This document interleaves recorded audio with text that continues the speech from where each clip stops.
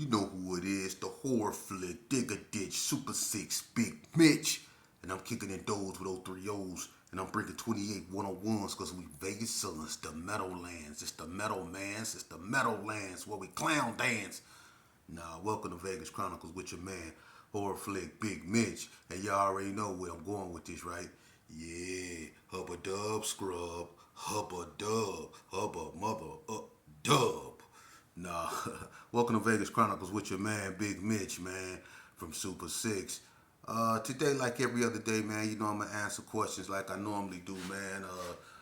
Somebody was talking, asking me about, about the game, like how some gangsters ain't really gangsters and how some people that's not in gangs is really killers. You know what I'm saying? Which, I found that out the hard way, I did a video about the old man I tried to rob. Some people refuse to be victimized, and we find out the hard way sometimes.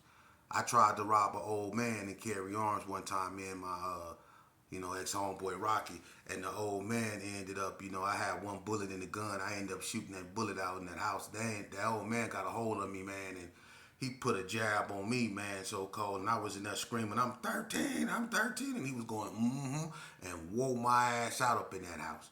You know what I mean? And, that's real spill. Some people refuse to be victims, and it's been many occasions where we as, thinking we gangsters, found out the hard way that we wasn't, and it wasn't, some other gangbangers who taught us that we wasn't so gangster. It was people that wasn't even affiliated with gangs that just refused to be victims, back during, the late 80s, early 90s and stuff like that, man, gangs really got out of hand in Vegas. And they started to be frowned upon by society, by the people in their own neighborhoods, because people were getting, beat up, jumped on, houses was getting broke in, cars was getting stolen, people wasn't safe. So people started to have a foul look upon gangs, I remember I got into it with this old lady over there in Cary Apartments over there by Donna. I used to be over there with the Cary Street Mafia boys, Richie Rich and Terry and all them. And we used to be over this fat broad name. Her name was Terry too, real heavy set broad named Terry. Tissa and Tissa and her sister stayed over there. OG Loke from Donna used to be up over there, Ralphie Boy. All us used to be in the little Cary apartments right there on Donna, them first apartments right there on the side of Jim Bridget. And I got into it with an old lady up over there, man, because I was sitting on her car. And she came outside and she said, "Get off my car." But the way she said it, I was like, I said something I shouldn't have said, being mannish and disrespectful. And she tried to fight me. She called me a gangbanging MF. She said, "You gangbanging, you gangbanging motherfucker," and tried to fight me. You know what I mean? It's some people that got so tired of, gangs just wreaking havoc in their neighborhood that some people, they started to not only just have a frowned upon look upon gangs, they started to fight back. Everybody stopped, everybody wasn't no victim.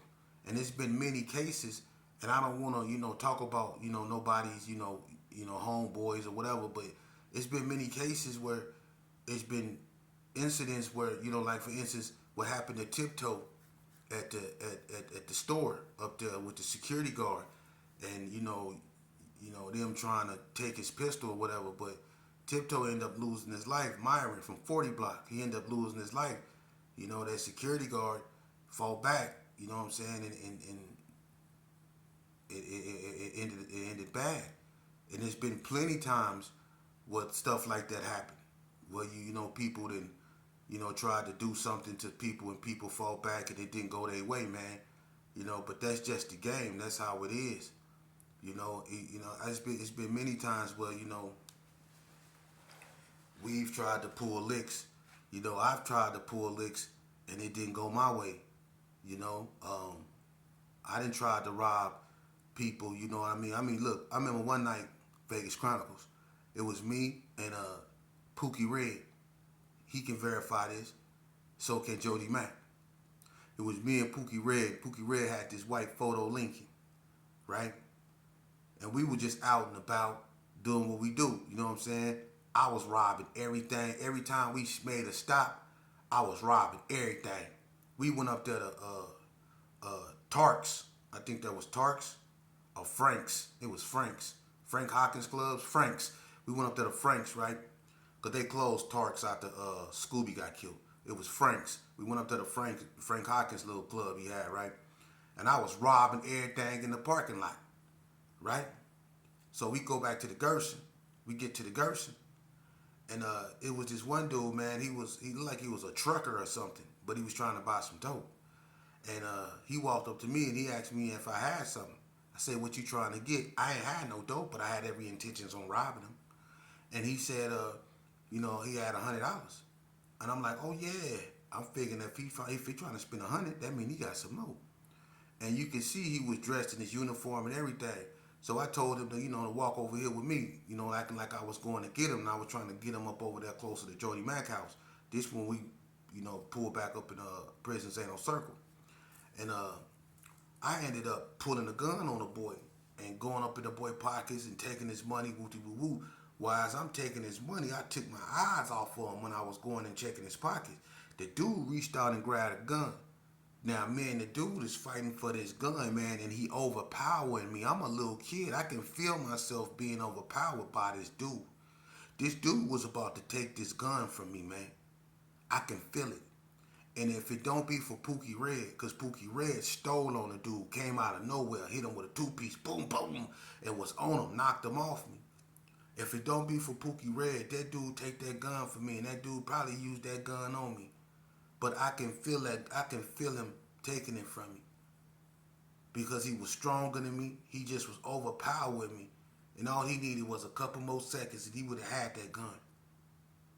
And if it don't be for Pookie Red just running over there and hitting him, bing, bing, bing, bing, bing, bing, I'll be through. Pookie Red, if you ever see this video, am I lying?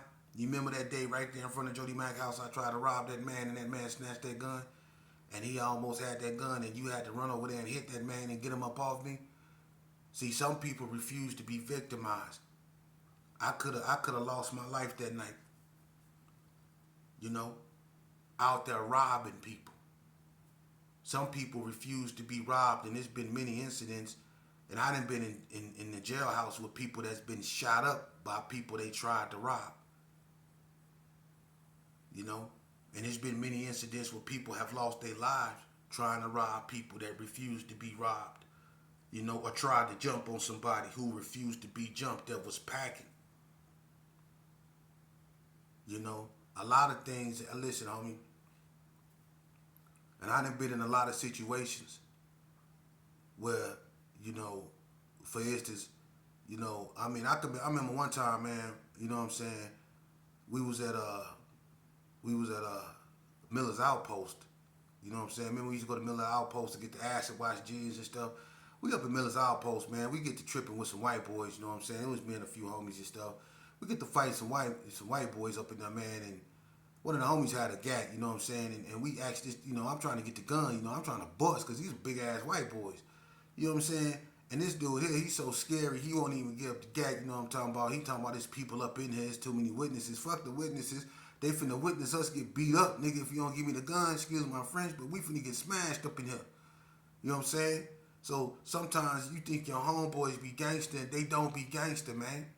It's a lot of dudes that done lost their lives because they homeboys froze up at the moment when they were supposed to do what they were supposed to do, what they signed up for. They realized at that very moment they wasn't meant for this, and their homeboys lost their life because they didn't move when they were supposed to move or make a move when they were supposed to make a move. A lot of kids find out the hard way this is not the life for them. And then you wind up in a cold ass room eating a cold ass bologna sandwich, waiting on them to come talk to you. You don't know what to think. Constantly on the phone with your mama, looking for some sort of appeasement, talking to people, hoping to hear something that make you feel good about your situation. But deep inside, ain't nothing good gonna come out your situation.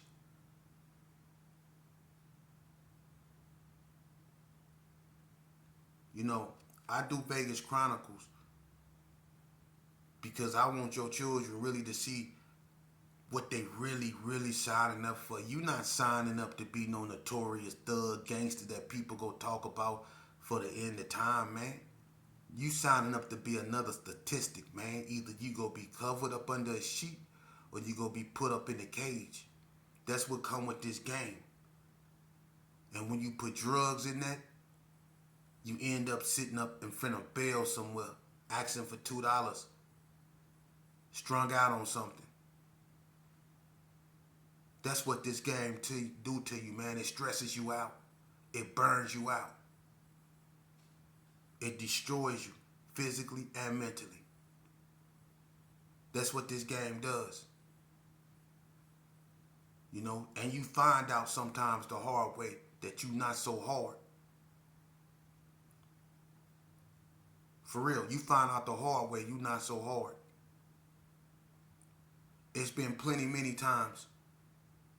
See, when we together and it's 1,000 of us and we got the advantage and we beating up everybody, it's cool and it's dandy, everything cool and dandy. But when them Parus or when them NTGs or when them Donnas or whoever catch you slipping and it's only 3 of y'all but it's 25 of them, you really see who on your team. You really see who really down for it. It's been many occasions where people that left me, you know, just took off running and left me. You know, that's what you go find out. All this ain't glitz and glory, man. I don't advise this for nobody. Being in and out of institutions, dude. Running from the police. Losing your rights. Pissing in a cup for a PO. They coming over your house, going all in your dressers, in your refrigerator, in your drawer. Telling you when to go in the house. Telling you what you better do. That's what you signing up for. Huh? That's what you signing up for. Having a kid that you want to take care of. You want to be there for. But then your homeboy get shot and get killed. Now you expect it because everybody emotions is to the roof. Now you expected to put in work. They want you to put in work now. So you got to sacrifice your freedom and seeing your child again because the homie got knocked down. That's what you signing up for. You see? Or your homeboy come pick you up. You see? And you on papers. And he got a pistol and the kind don't even tell you. You get pulled over. You like, damn. He ain't on paper, so you ain't tripping, but he got a pistol. So the police check the car, find a pistol, ask y'all who the pistol is. You know it ain't yours, so you ain't finna say it's mine or it ain't mine. You know it ain't yours, so ain't nothing for you to say. But he don't say nothing either. So the police say, don't nobody want to claim this? You know it ain't yours. And he don't want to make eye contact with you. You going hard in the motherfucker on a police car. Then you get to going, get to looking like this. Breathing out your nose hard in the motherfucker. He still ain't saying something. He ain't even making eye contact with you. Now y'all both going to jail. Now you want to kill this nigga. Because you finna go to prison. He finna most likely get an OR, a bail out. See? And no matter what, you know what I'm saying? He good. But you going back to prison. That's what you signing, that's what you really signing up for, man. That's what you really signing up for. For real. Don't get to doing your own thing and then get good at it. For real. You gonna really see what your homeboys or how your homeboys feel about you then. Especially if they walking and you ain't. If you got a steady income and they don't, you gonna really see how your homeboys feel about you. Start doing for yourself. Start looking out for yourself. Start putting yourself first. Start loving yourself. And watch how many enemies you make. Just by doing that. You think I'm lying? Try it. And it's going to be the same people that you thought loved you. For real. The same ones you considered your family. It be the ones you call your enemies, the ones that you think you supposed to go after, the ones that you was trained to hate, that be the ones that support you. The ones you consider from the other side. They be the ones that really support you, the ones that's supposed to be your opposition. Them be the ones that really support you. Your own, they plot against you. They try to backdoor you.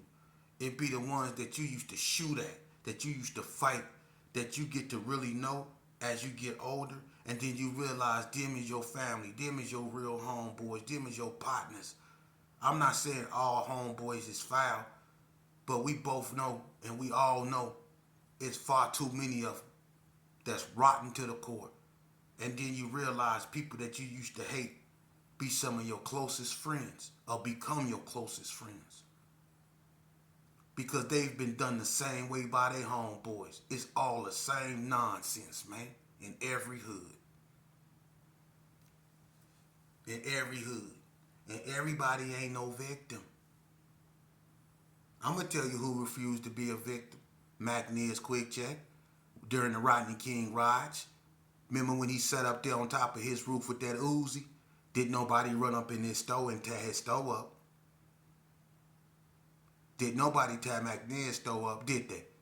He sat up there in a chair with a Uzi. Did nobody come up over there and tear McNeil's store?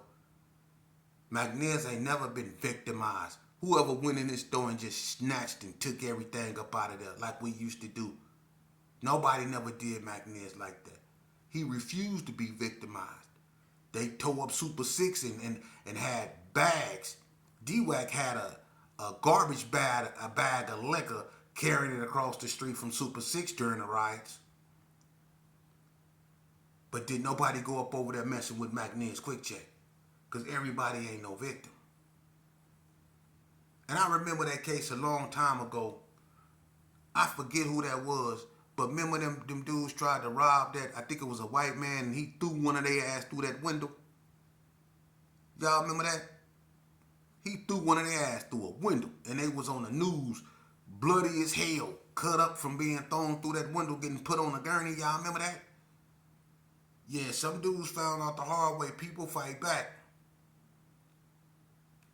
Yeah. Some of y'all be at the clubs, rah, rah, rah, rah. Next thing you know, people that ain't even affiliated with gangs, bam, hit you right on your chin, knock you, how you out there sleep. Everybody ain't punks. Just because you in the gang, you ain't tough. And just because people not in gangs, that don't mean they weak. We done found that out the hard way, huh? A bunch of us done found that out. I don't got to call out no names, but it's still dudes out there nursing knots from dudes that's unaffiliated. That ain't never broke the law in their life. That's why they ain't never got caught, cause they ain't in the system. But they done whooped ass, huh? Y'all done ran into some law-abiding citizens that can fight hard in the motherfucker, huh? We all have, if you really played this game. Cause you can't win them all. That's why I don't recommend this for nobody, man. Best thing for you to do is to, you know, like I say, put yourself forward first and foremost, man. Put yourself first and foremost, man. And if you got a family, focus on that, man. Don't give your freedom and everything you stand for to the game and to gangs. Don't do that, man. For real, understand what a gang is. You know, understand what a gang is. For real. And when you understand what a gang is and why gangs are made and why people join them, then you would know why you shouldn't. You know, you can have more than me as an example, you know, because I don't want nobody's child to be like me and have to go through what I've been through to realize that there's a better way. You know, it seemed like it was fun in the beginning when we were children and we were just getting slaps on the wrist, you know, when we was out there being unruly. But as we got older and when you know, we stopped fighting and we started shooting and we realized what we was doing, you know what I'm saying, was, well, it wasn't so fun. But about time we realized that it had been so much carnage committed that it was like, it felt like it was no way out. It was like a revolving cycle of just violence and insanity. You know, we were stuck in this world, you know, and it was a trip because to finally get out that world and look at it for what it was and be able to judge it for what it is and not worry about what people think or say, you know, it's so liberating. And I want people to stay liberated. I don't want nobody to have to go through this, you know, and live a destructive life and then come up out of it and say, phew, to appreciate normal life.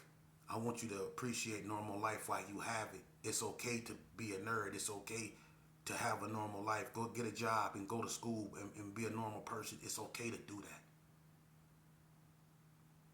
that. Okay? Being a gang member and taking this life is just a cop-out. It's a shortcut. A distraction from what you really need to do.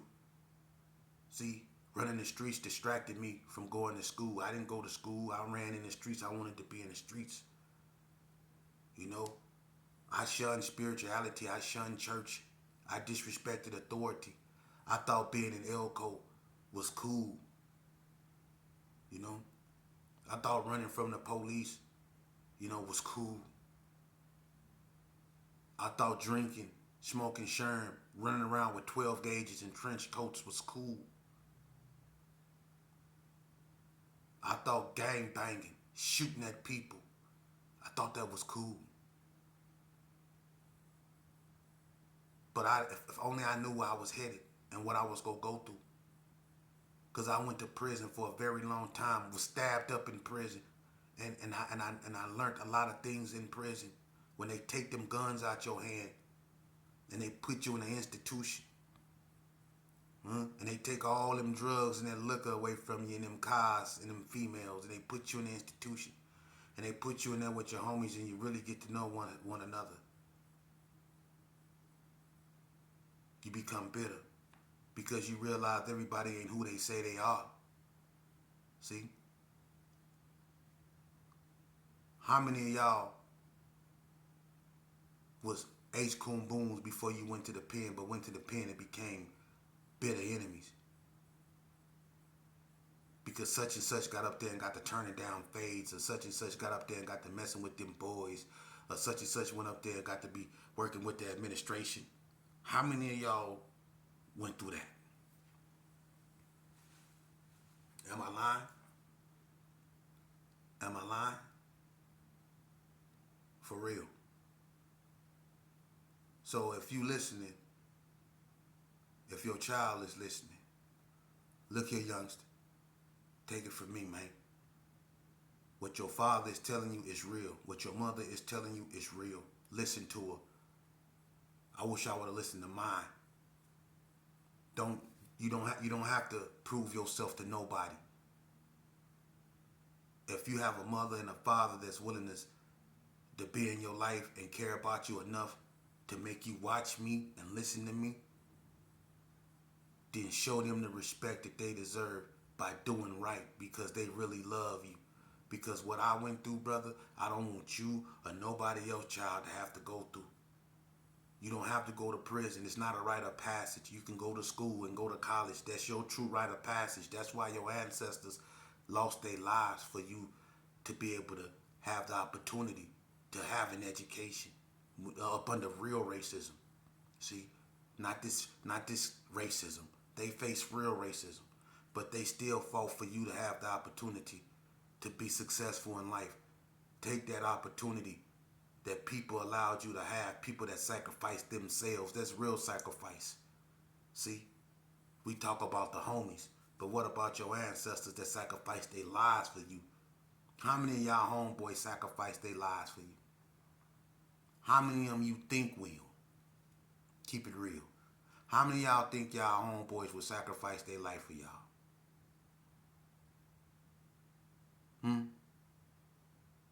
A bunch of y'all done already been in prison.